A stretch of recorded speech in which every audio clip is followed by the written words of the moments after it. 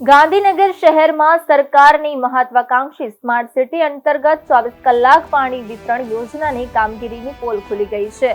શહેરના સેક્ટર 5 થી 6 વચ્ચેની મુખ્ય પાણીની લાઇનમાં મોટું ભંગાણ પડતા જાહેર માર્ગો પર પાણીના મોટા ફુવારા સાથે નદીઓ વહેતી થઈ છે।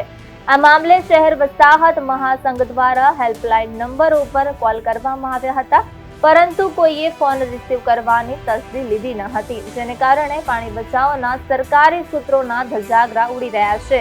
આ ભંગાણ એટલું મોટું છે કે પાણી ખૂબ જ મોટા પ્રમાણમાં ફુવારા સ્વરૂપે બહાર આવીને રોડ પર નદીઓની જેમ વહી રહ્યું છે, જેનાથી કિંમતી પાણીનો મોટા પાયે બગાડ થઈ રહ્યો છે। આ ભંગાણની જાણ કરવા માટે સંબંધિત અધિકારીને ફોન કર્યો હતો, પરંતુ અધિકારીએ ફોન ઉપાડવાની તસ્દી પણ લીધી નહોતી। ત્યારબાદ તેમણે ફોટા અને વિડીયો વોટ્સએપ પર મોકલીને આ ગંભીર સમસ્યા વિશે જાણ કરવામાં આવી। આજે સેક્ટર 5 માં ઘરોથી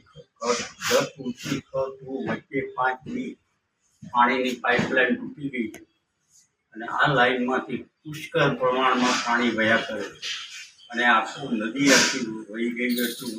લાખો લીટર પાણીનો બગાડ થયો। સરકાર સ્માર્ટ સિટી અંતર્ગત જે પાણી આપવાની યોજના જેનો અમલ કરી રહી છે, પરંતુ આ પાણીનો ખૂબ બગાડ થાય છે।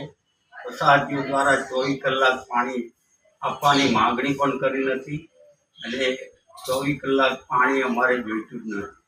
સવારે 3 કલાક અને સાંજે 1 કલાક પાણી આપો એવું વસાહતીઓ ઈચ્છી રહ્યા અને માગણી છે।